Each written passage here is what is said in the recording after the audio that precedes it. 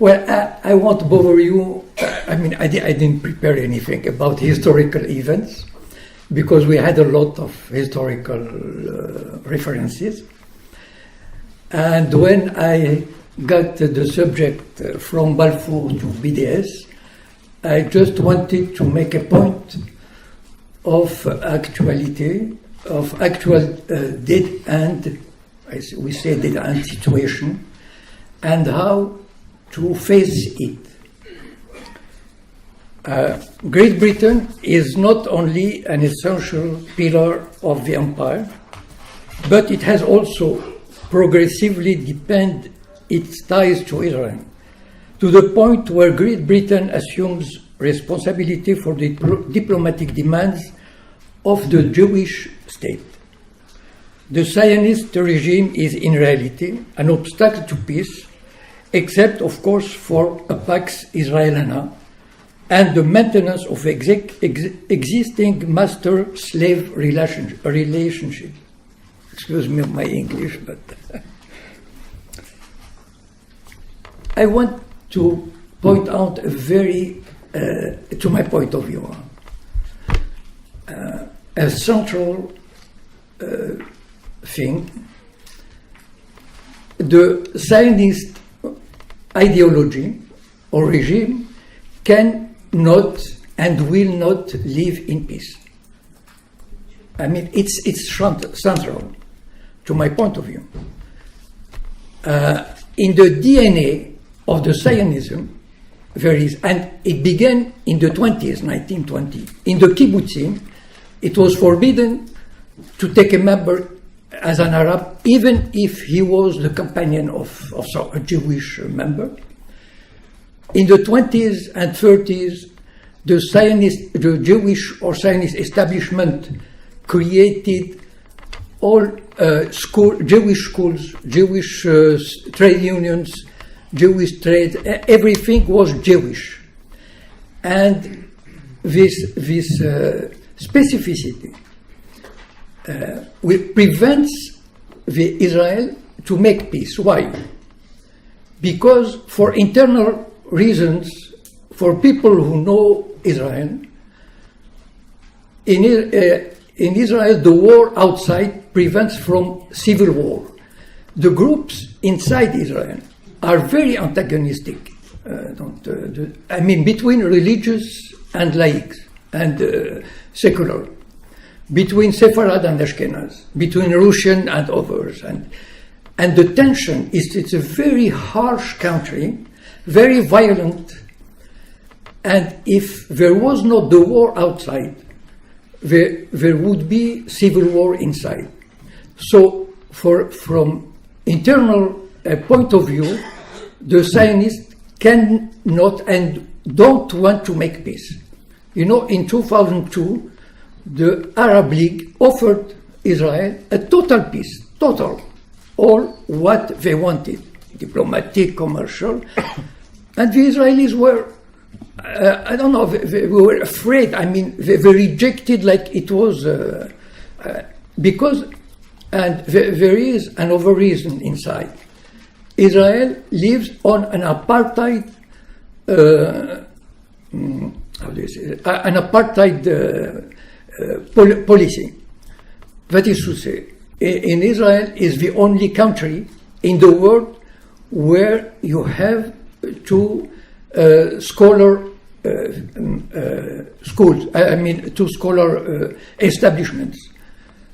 One is Jewish and one is Arab, from the from the school of 2 years to the bachelor, to the end of the high school.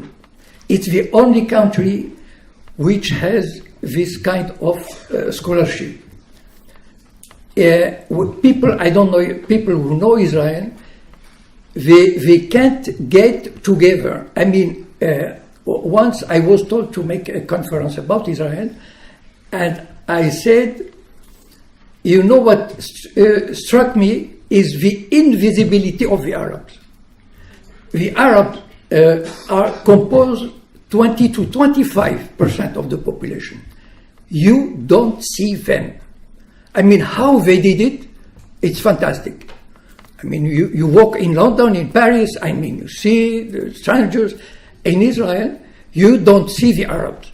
They put them in some villages away, and they don't talk to them, they don't mix to them. You know, for a parent, Jewish parent, that their child could get a relation with an Arab, they prefer, I think, to kill him.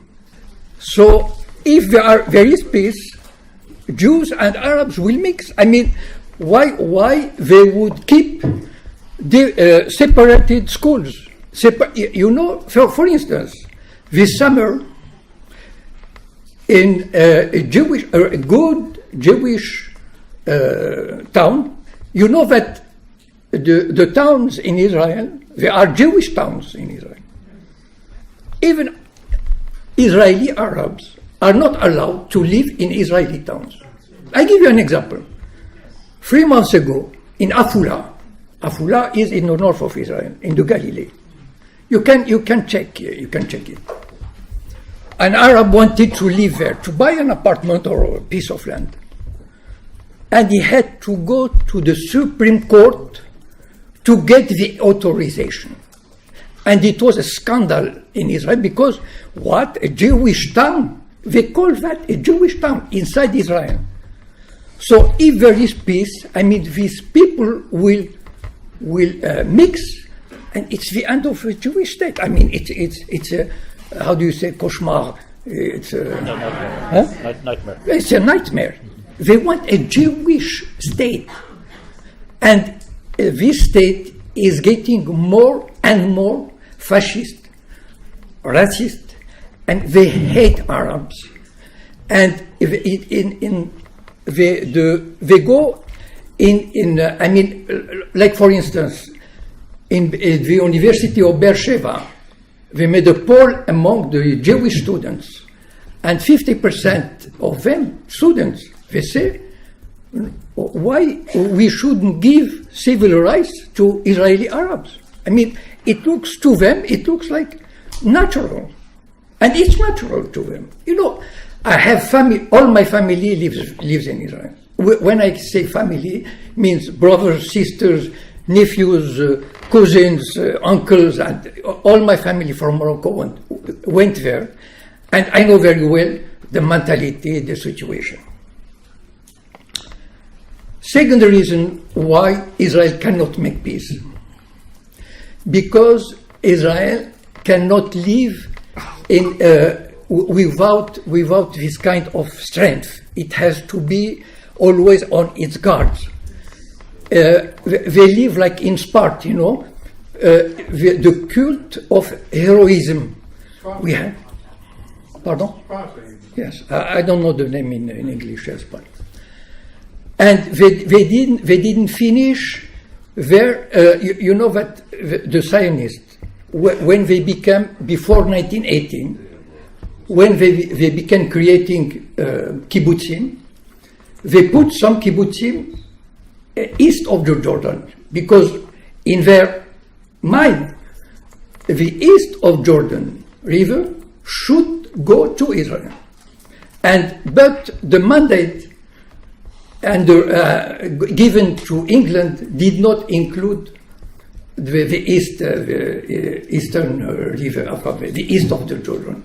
But I'm sure in their plans there is this ambition to get into the east. I give you 2 examples.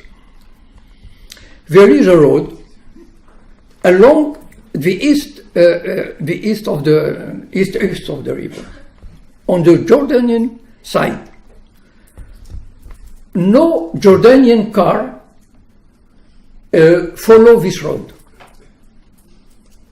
Why? Because the Israelis decided that. They began to shoot on the cars, and no one car, Jordanian car, follow this road. Second, I don't know if you know, Gabriel Matzneff is a French writer, and he was invited in 72, 73 in Jordan and Syria, and he wrote Les Carnets Arabes. And he was amazed. I mean, he visited the whole region. Okay. 3 minutes. No. The whole region. And he remarks that the peasants didn't work this land. And they told him, well, the Israelis don't want. So the Jordanian has no right to work this land. We should maintain specific long-term campaigns focusing on a chosen personality. For example, the Palestinian deputy Khalida Jarrar, who has endured repeated administrative detentions. We should make her the popular human face of our campaign, as the Israelis did so successfully with Gilad Shalit. This could be a way of combating the BDS bans that we are dealing with here and there. In France, the highest court of justice has made it illegal to boycott Israel. We should summarize this journey from Balfour to BDS by a motto which renders all other goals irrelevant: the delegitimation of Israel. Thank you very much.